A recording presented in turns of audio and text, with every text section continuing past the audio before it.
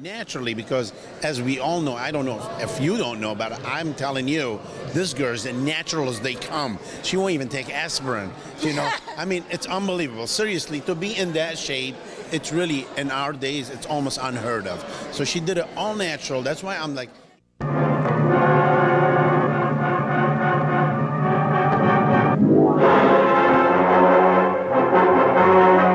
Really, Dana? You're not on steroids?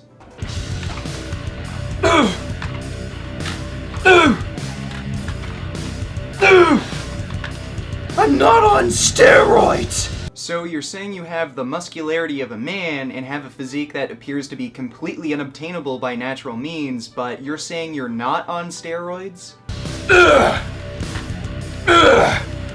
I'm not on steroids! So somehow you have twice the muscularity of other women in the fitness industry like Ava Cowan who follow a similar weight training regime as you, yet you're not on any exogenous anabolic substances? I'm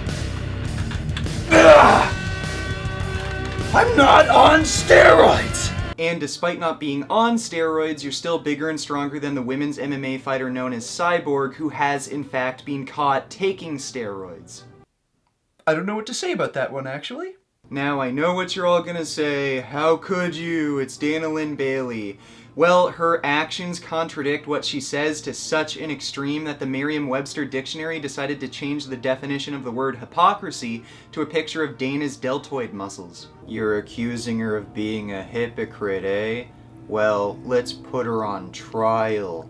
Present your evidence. Well, first off, I think it's ridiculous that she'd ever give a speech about body acceptance. Whether you had like eating disorders growing up, or you're struggling with weight problems now, or you're not big enough, or you're too skinny, like, I wish I could just bottle it up and give it to everybody and like give that confidence to people.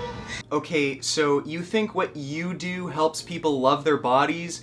Taking supplements, dieting for months, dehydrating and tanning yourself just for a photo shoot or some competition, that's supposed to help people love their bodies? I mean, look at this. This insanely unrealistic representation of what you call beauty isn't helping anyone be comfortable with themselves. Well, maybe it does in an awkward sort of way, but there are men and women who look up to and admire you, and you're making things worse by telling them this shit.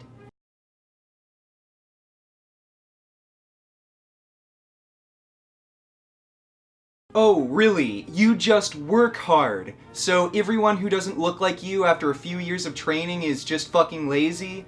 Do you not realize that you're telling your fans who look up to you, who want to emulate you, who even want to look like you, that they are fucking lazy because after a few years of training they don't look like a steroid user? You're also not helping things by giving women the idea that if they lift weights, they'll look like you. You're just pushing women away from weight training and making them gravitate towards doing granny Pilates workouts that don't work nearly as well for preventing diseases like diabetes or osteoporosis. And up. Now we're gonna kick it out. So check this out. Boom, and kick. And twist, and kick. Now every time you kick, I want you to go hi-ya! And back. And kick.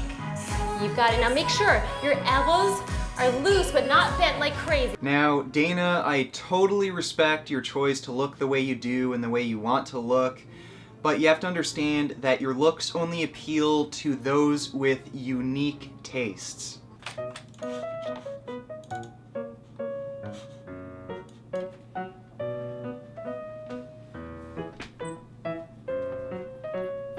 Billy, have you seen my red slippers anywhere? No, Mom, I didn't see your red slippers. What's going on in here? Why were you fidgeting? Are you hiding drugs from me? No, Mom, just get out of my room. Well, I'm just going to have to check your sock drawer anyways. Oh my God, Mom, I can't fucking stand you. You're the one who's acting like a crazy fucking psychotic bitch again. Oh, Billy, not this again. Billy, don't you dare leave this house. Billy! Billy, get back inside! Let's not go through all this again! Fuck you! You're a psychotic bitch and I'm leaving for good this time!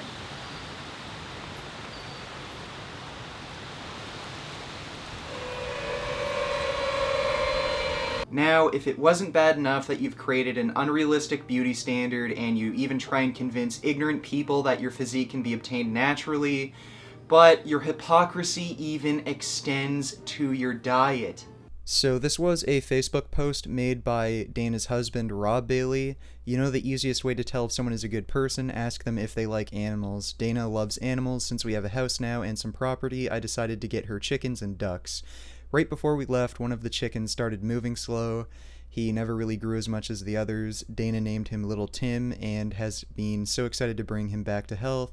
You may have seen her post. Now we are at IHOP in Orlando, and I just had to break her the news I got from my brother back in PA. You can tell a person's character by how they treat and care for animals. I love chicken and I love turkey. I love chicken and I love turkey.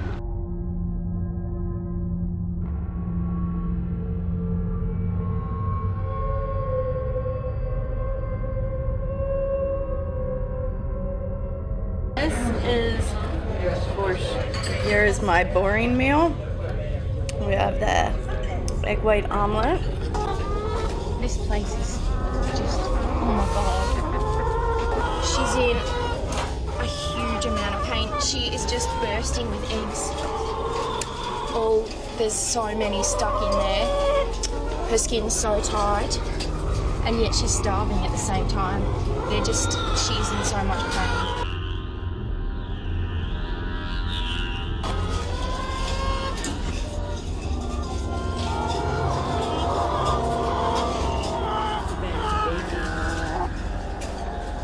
So you claim to love animals, and you raise your own chickens, and you even cry when they die, but you eat chickens among other animals? You people call me a monster for killing children. Well, you kill children on a daily basis. The egg industry throws live male chicks into a blender. The dairy industry provides for the veal industry. Baby pigs get their heads smashed on the floor if they don't grow fast enough. And aren't all animals just like children, innocent and defenseless, helpless in the face of death? Now, Dana, if you loved animals, why are you causing their suffering and death? Every single time you eat a chicken or have eggs, you're causing the suffering and death of another chicken that could be loved by people like you and give love back. And that goes the same for every animal you eat. Seeing how you cried when your chicken died, I seriously doubt you could kill any of the animals that you eat yourself. So, if you can't kill a chicken, a cow, or a pig, and you hate seeing animals suffer and die, that should be a good enough sign that you should stop eating them. And both you and your husband seem to love animals. I saw a post that Rob made on Facebook where he said he was so sad that one of his dogs got hurt. So if something as minor as that would bother you, how does the suffering and death of billions of animals not bother the shit out of either of you? Now, Dana, I don't think you or your husband Rob are bad people. I think you just need some perspective and you don't realize what's going on behind the scenes to make the food that you eat. Remember, every single time you buy animal products, someone is harming and killing animals that you love. And going vegan doesn't mean you have to give up competing. There are tons of vegans in the fitness industry who can get just as big, strong, dry, ripped, and shredded as you, and they do it without causing any cruelty. Virtually every single big name in the fitness industry eats tons and tons of meat, and the fitness industry promotes meat eating and the suffering and death of animals like no other. But you could be one of the first people in the mainstream to change all of that. You could do every single thing you're doing now, doing photo shoots and competing, only you could do it without harming and killing animals, and you could teach everyone that your strength doesn't need any victims.